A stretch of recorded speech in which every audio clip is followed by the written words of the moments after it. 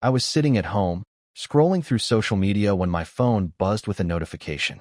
I didn't think much of it, just another picture from one of the million people I'd met over the years. But as I glanced at it, something made me pause. It was a post from my sister. The caption read, "The countdown begins. Can't wait to celebrate with all my loved ones on the most special day of my life." It was accompanied by a beautifully designed wedding invitation, the kind with gold embossing and a white satin ribbon wrapped around it. And then the kicker. The words, "most special day," stared back at me like a slap to the face. I thought I was imagining it. Maybe I just missed it, I told myself. Maybe my invite was on the way, or it got lost in the mail, or something. But then I kept scrolling through the comments. A few friends, a couple of distant relatives. All of them were raving about how excited they were, with comments like, "Can't wait. It's going to be perfect." But then there was a comment that made my stomach drop. It was from one of her high school friends. "Wow, exclusive guest list, huh?" The comment was lighthearted enough, but it hit me like a brick. I stared at the screen, my heartbeat picking up. That's when I sent her a message. Nothing dramatic, just a simple, "Hey, I saw the post. I never got my invite. Did it get lost?" It felt stupid as I typed it, but I had to know. I waited and waited. No response. The dots appeared, disappeared, appeared again. But she never replied. I thought maybe she was busy, so I set my phone down. A couple of hours later, I picked it back up and checked again. Nothing. By the time the evening came, I was convincing myself it wasn't a big deal. Maybe it was an oversight. Maybe they hadn't finalized the list yet. I'll get the invite any day now, I thought. At 10:34 p.m., my phone buzzed. The message was from her. I picked it up quickly, already dreading what it might say. "Hey, I was going to talk to you about this. I hope you understand, but we had to make some tough choices with the guest list. It's a very curated event, you know? We had to keep it elegant.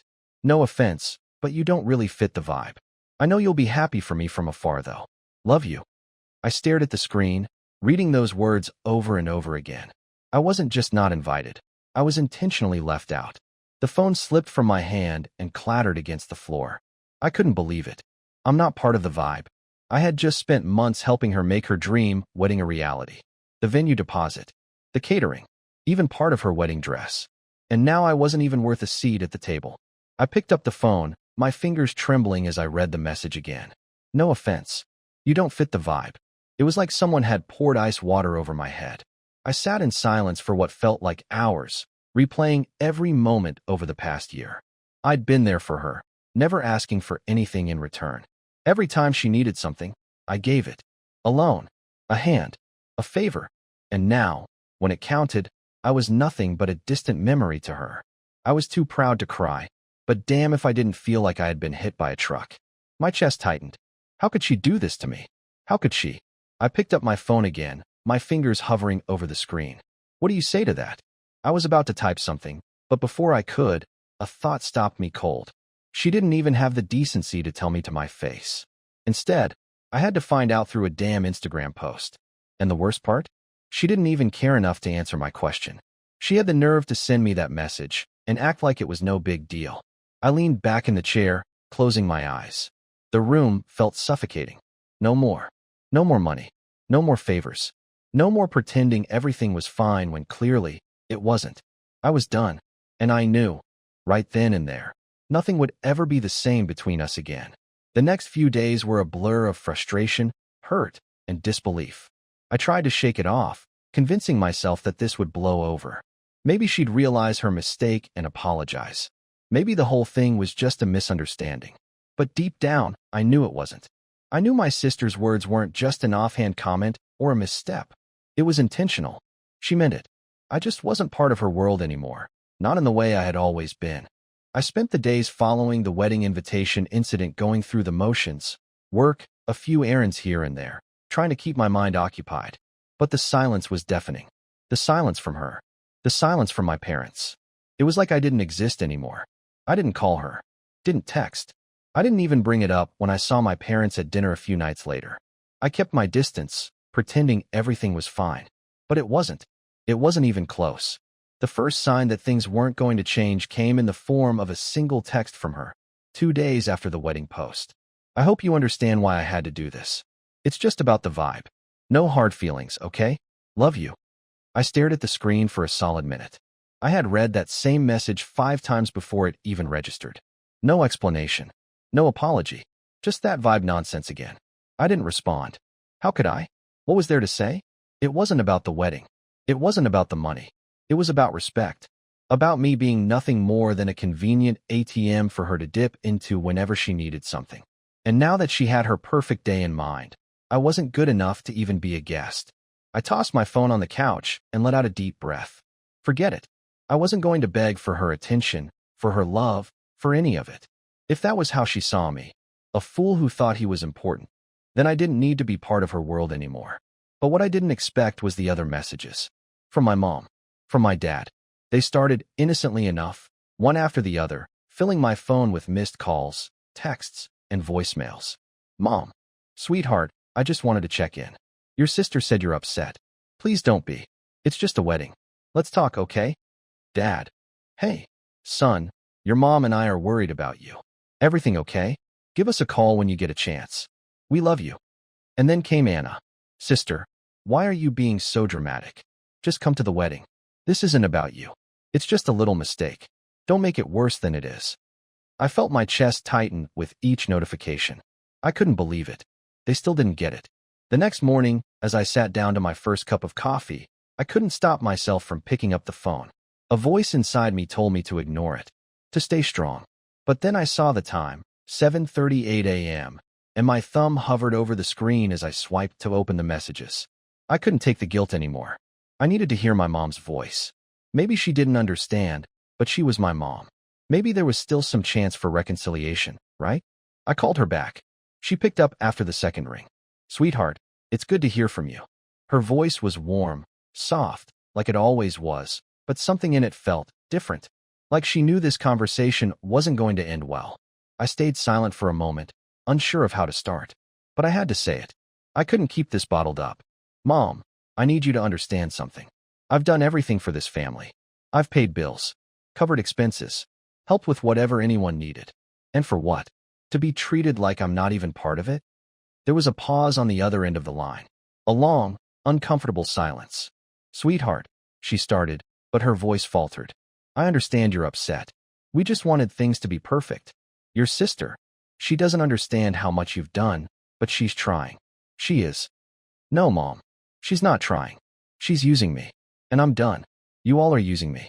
You used me for money, for favors, for everything. And now that I've stopped, suddenly I'm the problem? I heard her breath catch. Ethan, it's not like that. Please, just come to the wedding. Your sister doesn't want you to feel excluded. She's just caught up in all the details. Please, don't do this.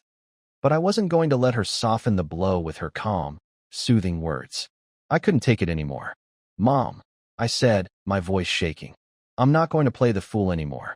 I'm not coming. I'm not helping. And I'm not going to sit around pretending everything is fine when I'm being treated like this. I didn't wait for her to reply. I hung up before she could say anything else. And as I did, I felt something strange. Not guilt. Not regret. Just nothing. A strange sense of peace, mixed with anger, mixed with the realization that I wasn't going to keep playing their game.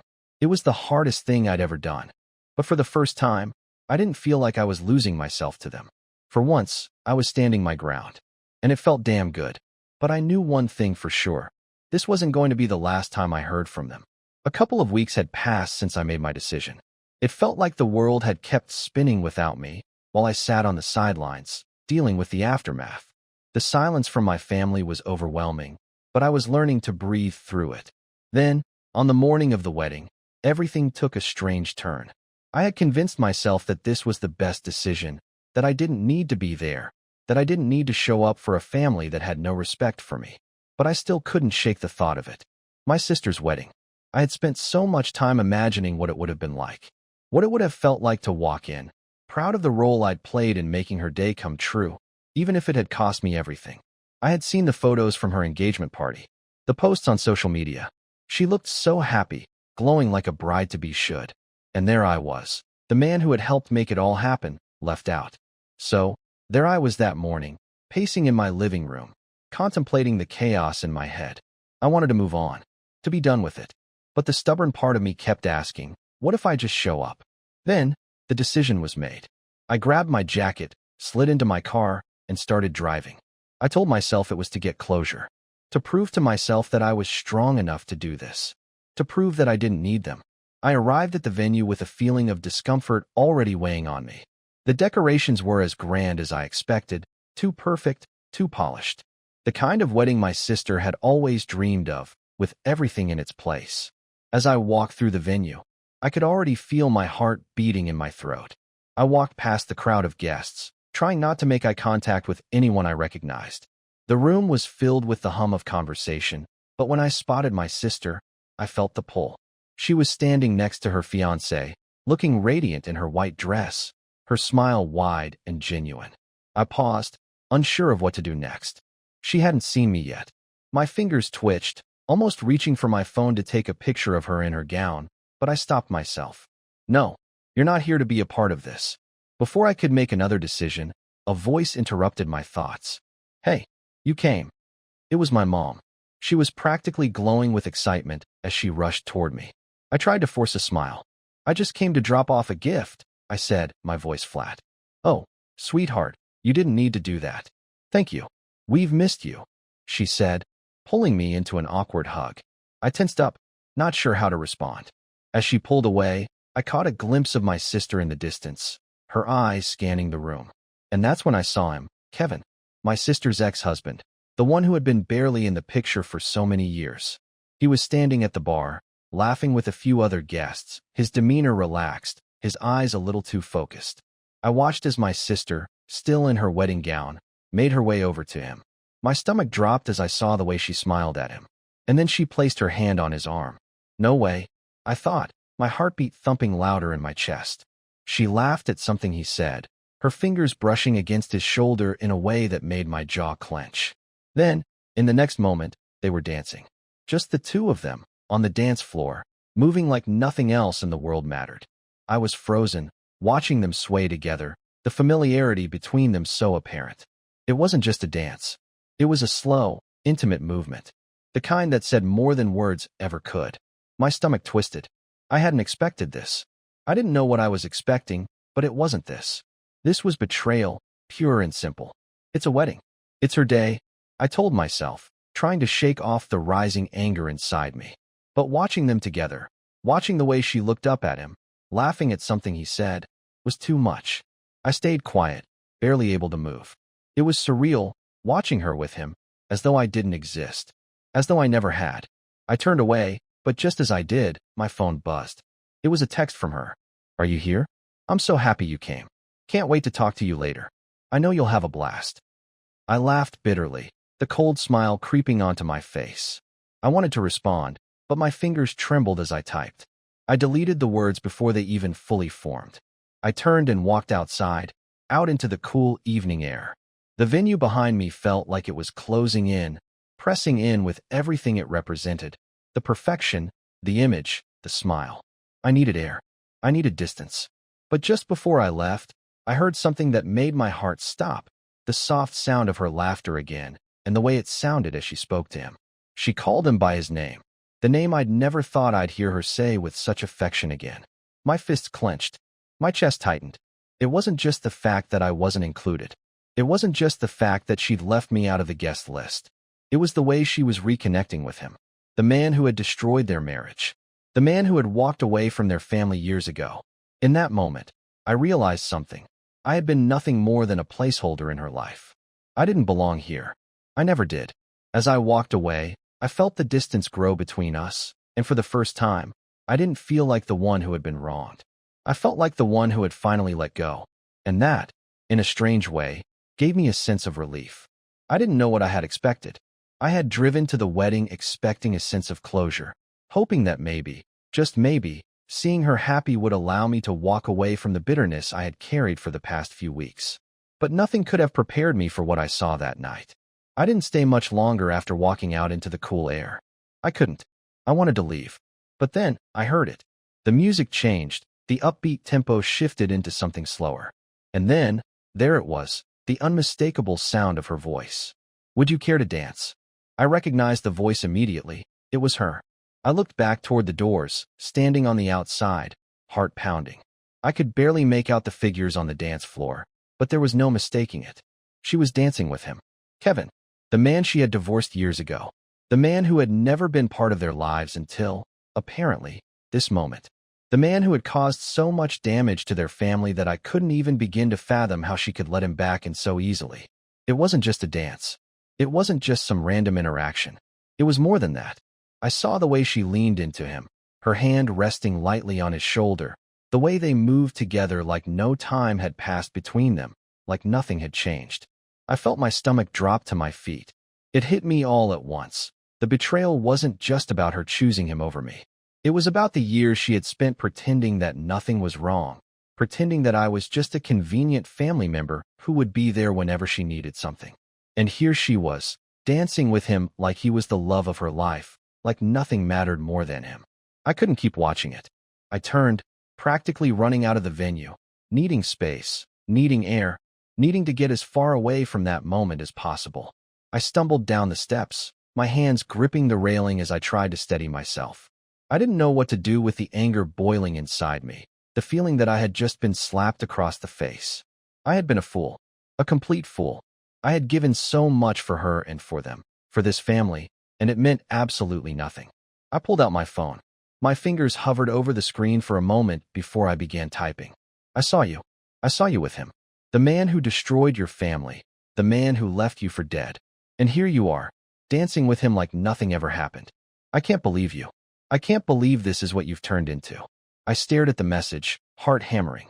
But instead of sending it, I deleted it. I had nothing to prove.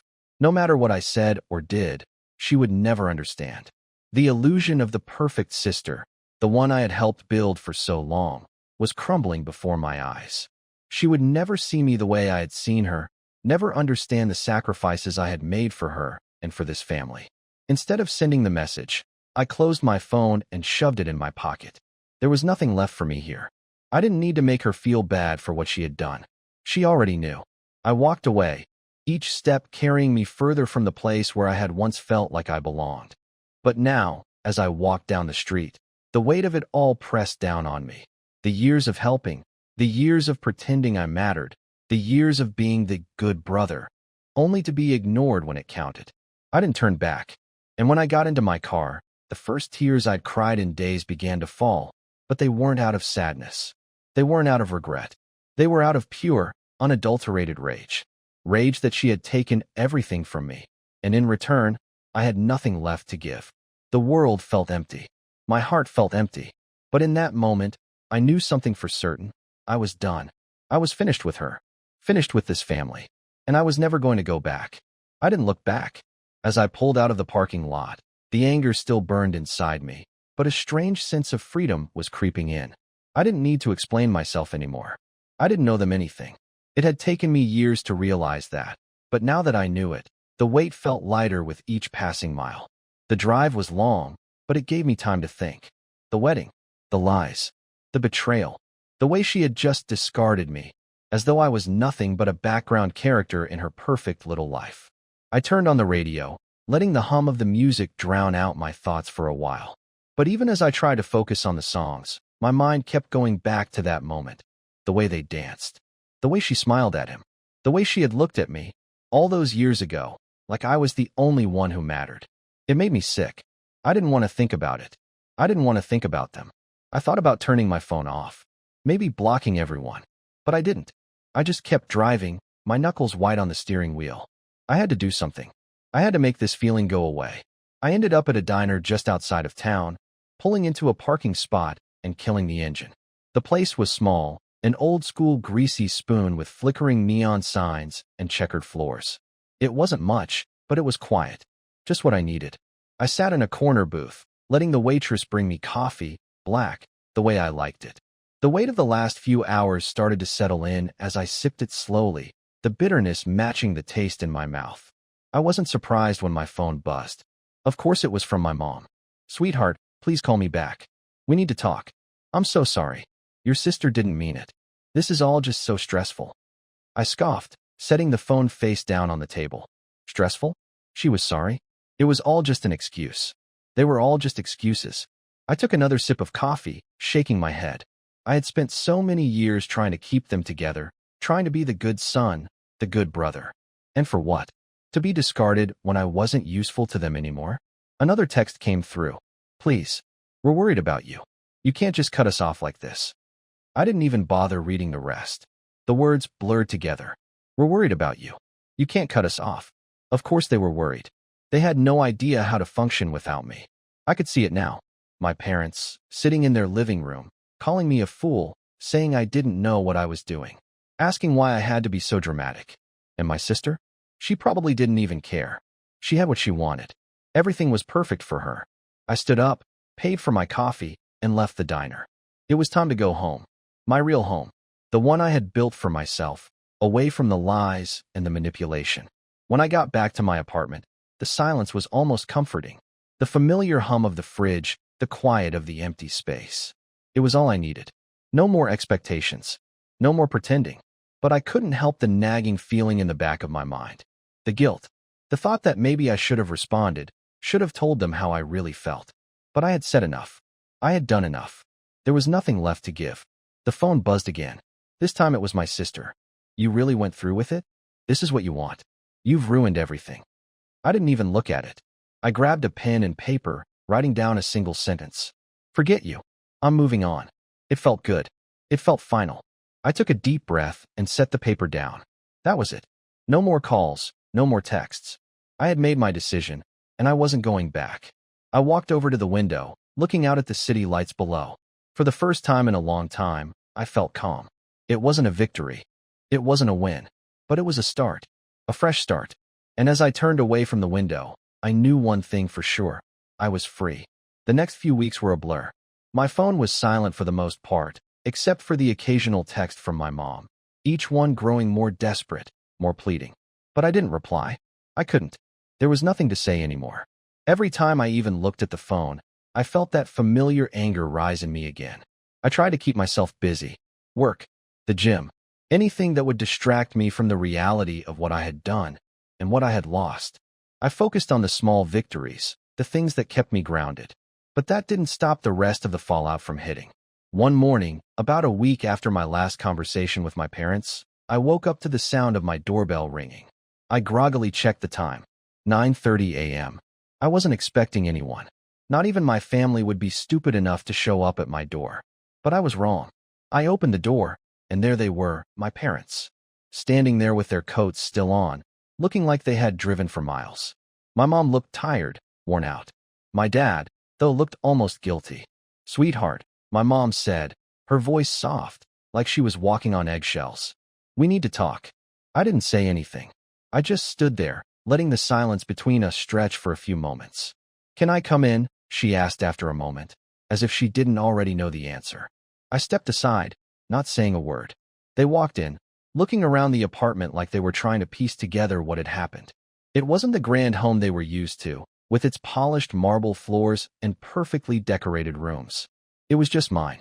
Simple, modest, but it was my space, and they didn't belong here. I motioned for them to sit, and we all settled down at the kitchen table. My mom was the first to speak again. I know you're upset, she began, glancing at my dad. But we really need to figure this out. Your sister, she's really hurt by what happened. And we're worried about you, Ethan. I didn't respond. I just stared at her, waiting for her to continue. You've been so angry lately.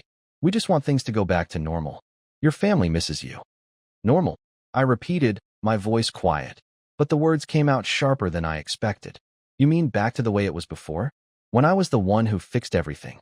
When I was the one who bailed everyone out? No questions asked. My mom flinched at the tone in my voice, but she didn't back down. You've always been the strong one. The one who fixes things. We've always relied on you, Ethan.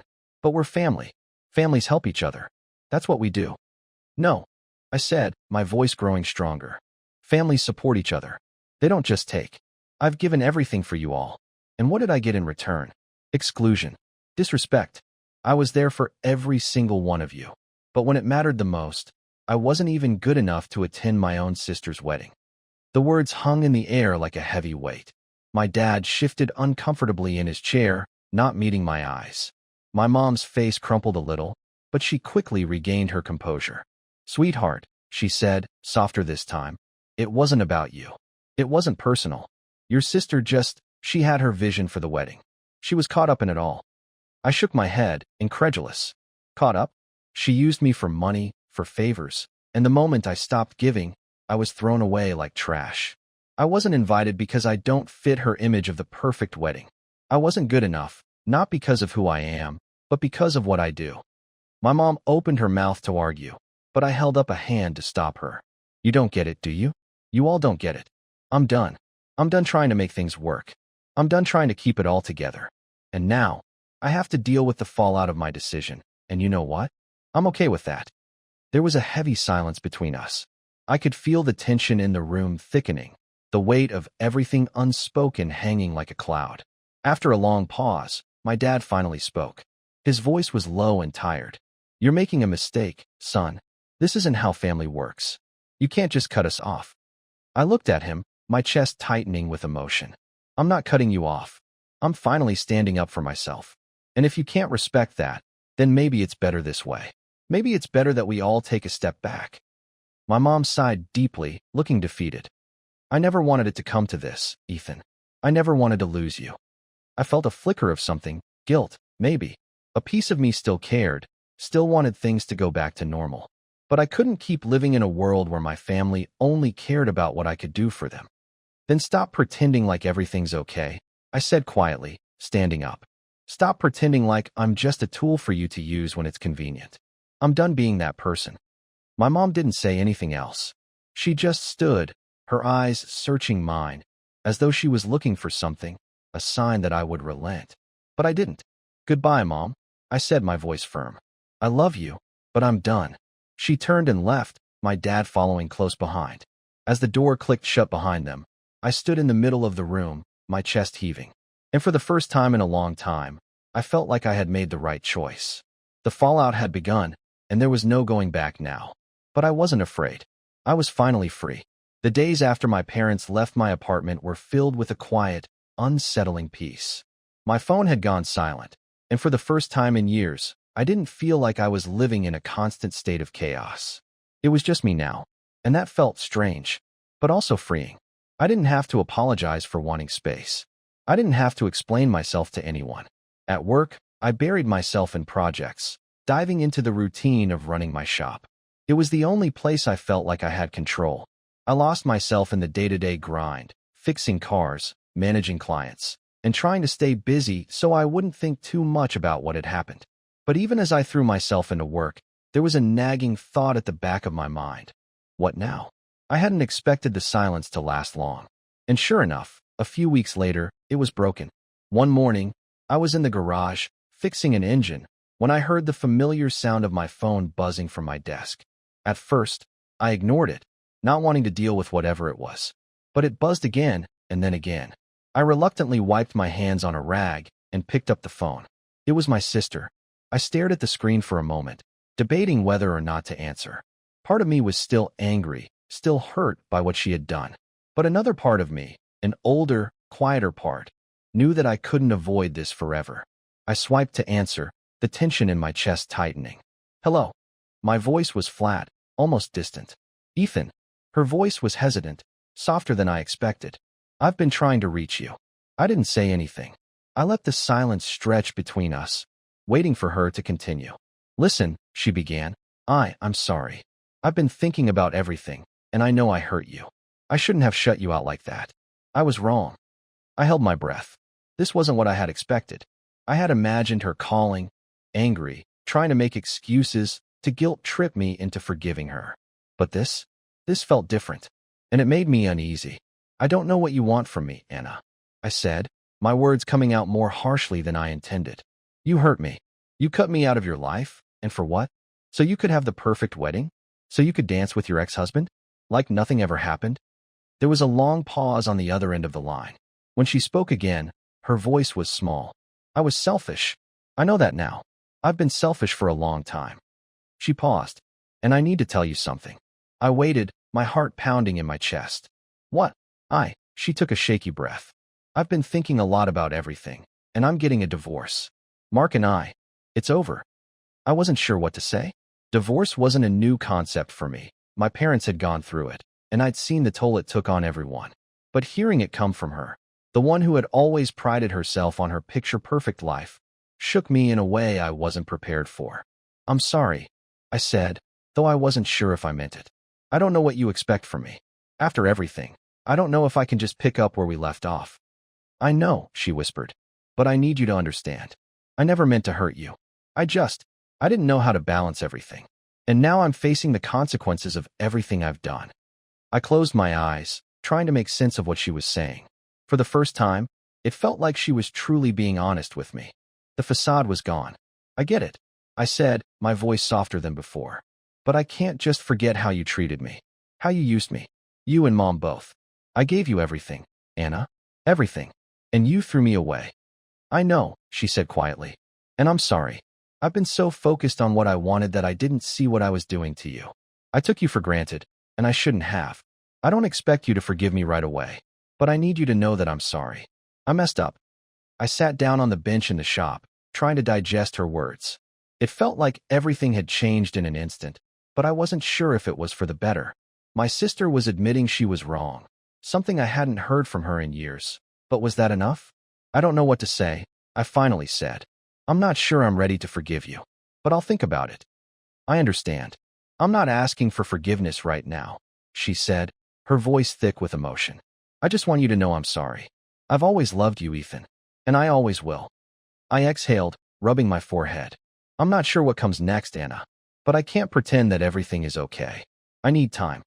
"I understand," she said, the words quieter now. "Take all the time you need. I just wanted you to know I'm sorry." Before I could say anything else, she hung up. I sat there for a long time, staring at the phone in my hand, wondering if I had made the right choice. It felt like everything was still unraveling. But for the first time, I didn't feel like I was the one who had to hold everything together. I was free. And maybe, just maybe, it was time to start a new chapter.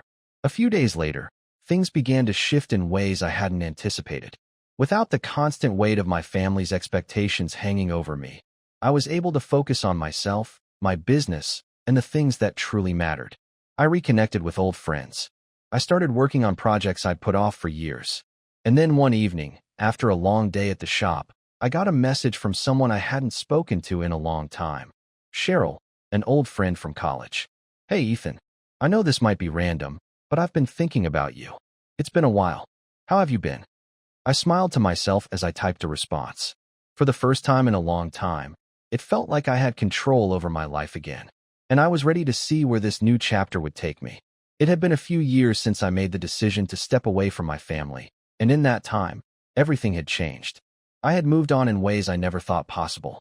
I rebuilt my life from the ground up, focusing on my business, my friendships, and the relationships that actually mattered. I had no idea what was going on with my family anymore. I stopped asking. I stopped checking in. I'd heard snippets of news here and there from old friends and mutual acquaintances, but for the most part, I let the past stay where it belonged. Then came the call. I didn't recognize the number at first, and I almost didn't answer. But something made me pause, and I picked it up. "Ethan." My mom's voice was shaky, almost hesitant. I could tell it wasn't a typical phone call. "Yeah, it's me," I replied, my voice neutral. I need to talk to you," she said, her words stumbling over each other. "It's important. Could you meet me tomorrow? Just, please. It's about your sister." My heart skipped a beat. What could this be about? I was on edge already, but I agreed. I hadn't spoken to my mom in ages, and the thought of her reaching out now, after all this time, sent a strange feeling through me. Part of me wanted to ignore it, to keep my distance. But I couldn't help it. I was curious. I had to know. The next day, I met my mom at a small cafe in town. I walked in and immediately saw her sitting at a corner table, her face hidden behind a cup of coffee. She looked older, tired, like the weight of everything was catching up with her. I hesitated for a moment before sitting down across from her. She didn't look up at first, just stared into her cup, her fingers tracing the rim. "Ethan," she said finally, her voice trembling slightly. "I know I've messed up. I know I've failed you." I didn't say anything. I just waited, letting the silence hang between us. "I'm sorry for everything," she continued, her voice low, almost breaking. "I was wrong, and I know I can't undo the damage I've done. I should have never let things get to this point. But I need you to know, this has been eating me up." I was still quiet, unsure of how to react. I'd heard these kinds of apologies before. I'd seen my mom cry over the things she had done, but nothing ever changed. This time, though, it felt different. It felt real. She finally looked up at me, her eyes filled with tears. I've been trying to hold things together, trying to fix everything. And I don't know how to say this, but your sister, she's really struggling. My heart sank. What happened? She made some bad decisions, Ethan, she said, her voice cracking. She's in trouble. Really deep trouble. And I don't know what to do. We don't know who else to turn to. I sat back in my chair, processing her words. This was not what I had expected. Why are you telling me this? I asked, my voice colder than I intended. Why now? After everything? You've never been honest with me before. She lowered her gaze, her hands wringing the napkin in front of her. I know. I failed you. I failed all of you. But I can't keep pretending anymore. I don't know who else to ask. I sat there for a long time, the weight of her words sinking in. I could feel the anger start to stir in my chest. After everything, after how I had been treated, now she was asking for my help? But as I looked at her, I saw something I hadn't noticed before: vulnerability. She wasn't asking for forgiveness. She wasn't asking me to forget everything that had happened. She was simply asking for help. Tell me what happened, I said, my voice quieter now. My mom took a deep breath, gathering her thoughts. Your sister, she's been in a bad place for a while. After the wedding, after the divorce, she got involved with some people. And now, things have gone south. Fast. She's in debt, and I don't know how to fix it. I just don't know where to turn. My mind was racing. My sister, the one who had dismissed me, used me, tossed me aside like I was nothing. Now, she was in trouble, and my mom was turning to me for help? I stared at my mom for a long time before speaking again. Why me? Why come to me now? She looked down at her hands, unable to meet my gaze. Because you're the only one who's always been there. You've always taken care of us, even when we didn't deserve it, even when we didn't appreciate it. I know you're angry. I know you have every right to be. But Ethan, I don't know who else to turn to. There it was again, the unspoken truth. She knew what she had done. She knew what they had done. And still, here she was, asking me to help, asking me to save my sister from her own mess. I felt a deep, hollow ache inside. Everything in me wanted to walk away, to tell her to figure it out on her own, just like I had to. But as I sat there, looking at her, I couldn't shake the feeling that maybe, just maybe, I wasn't the only one who had been hurt. Okay, I said, the words slipping out before I could stop them. I'll help, but on one condition. Her eyes widened with hope. Anything, Ethan, anything. You have to promise me something. No more lies. No more pretending. No more using me. I leaned forward, my voice hardening. I've given enough. If I'm going to help, it has to be on my terms. No more manipulation. She nodded quickly, almost too eagerly. I promise. I swear, no more. We'll do it your way. I sat back, my hands clenched into fists. I was still doing this. I was still going to help. But this time, it was going to be different. I didn't know what would come next. I didn't know if this was the right choice. But one thing was clear.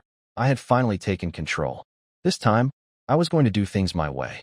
And for the first time in years, it felt like I was making the right decision. It had been months since I had agreed to help my mom with my sister's mess. I'd stuck to my word. No lies, no manipulation. My sister, to her credit, was finally owning up to her mistakes, though it didn't make things any easier. Her debts were massive, and it took everything I had to help her dig herself out. But she was finally on the road to recovery, one small step at a time. The changes weren't immediate. I didn't expect them to be. But over time, I began to see a shift. My sister started showing genuine remorse, not just to me, but to everyone she had pushed away. It wasn't easy, and it certainly wasn't perfect, but it felt like the first real chance at healing we had ever had. I focused on my business, on what I had always been good at, creating something from nothing. The auto shop, once just a place to fix cars, had grown. It had expanded into a full-service luxury car repair center, and I couldn't be prouder of it. It was my achievement, my success, and for the first time in a long time, I wasn't doing it for anyone else. It wasn't to prove anything to my family. It was for me. The first sign of change came when I reconnected with Cheryl. We'd crossed paths a few times after college, but our conversations had always been brief. Now, things felt different. There was something lighter in the air when we spoke, like there was a possibility of something more than just friendship. One Saturday afternoon, after a long week at the shop, I texted her, "How about dinner tonight? Let's catch up." Her reply came almost immediately. "Sounds perfect. I'll pick you up at 7. And just like that, we were starting something new. Something real. She was kind, understanding, and she didn't expect me to be perfect. She saw me. And for the first time, I wasn't afraid of being seen. The date went well. Really well. We laughed, we shared stories, and for the first time in ages, I felt at ease with someone who wasn't part of the family drama.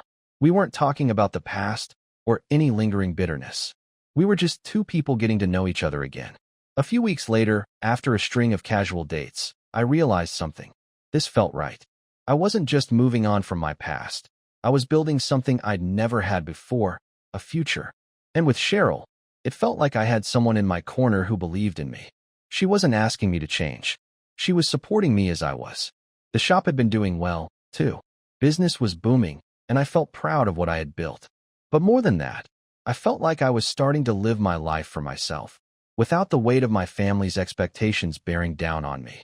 One night, as Cheryl and I sat in my apartment, talking over dinner, she mentioned something that caught my attention. "You know, Ethan, I've been thinking," she said, pushing her plate aside. "You've come so far. I remember when we first met, and you were always so focused on everyone else. Your family, your business, you never took time for yourself." I looked at her, surprised. "You noticed that?" "Of course I did. It's been a slow process, but you're finally giving yourself permission to be happy. I can see it." She smiled softly. "And I think you're going to be even happier than you realize." Her words hit me in a way I didn't expect. It wasn't just about moving on from my family anymore. It was about growing into the person I was supposed to be all along. That night, after dinner, I walked her to her car, the cool night air a refreshing change after the stuffy apartment. She kissed me on the cheek before getting in. "I'm really proud of you, Ethan," she said, looking me in the eyes. "You're exactly where you need to be." And that was it. Something inside me clicked. For the first time, I truly understood what she meant. All the pain, all the struggle, the years of sacrifice, none of it had been for nothing. It had all brought me to this point. That weekend, I went to the house I used to share with my ex-wife. The house was still there, but it felt so far removed from my life now. I didn't need it anymore. I didn't need any of the things I had once thought defined me. It was just stuff. Things. I drove back to the apartment, and as I passed the auto shop, I realized something. I was home. I wasn't just physically home. I was emotionally home, too. A few days later, I made the decision to put the family house on the market. It was time. I didn't need to hold on to the past anymore. Cheryl and I started talking about the future. Maybe buying something together one day. Maybe starting our own family. It was a big step, and it was scary, but it felt like the right one. Everything was changing. My business, my relationship, my perspective on life. I didn't need validation from my parents or my sister anymore. I had finally learned that the only person who needed to believe in me was myself. As the months passed, I began to see how far I had come. And even though I was still in the process of rebuilding, I felt stronger than I ever had before. I had grown beyond the family that had once defined me. And one day, I was sitting in the office at the shop when I got a text from my sister. "Ethan, I'm sorry for everything. I never realized how much I hurt you until now. I hope you're doing well. I miss you." I stared at the message, my fingers hovering over the keyboard. I didn't respond right away. I didn't have to. The message wasn't just an apology. It was a reflection of everything that had changed between us. I could feel the weight of everything lift from my shoulders as I sent my response. "I'm doing better.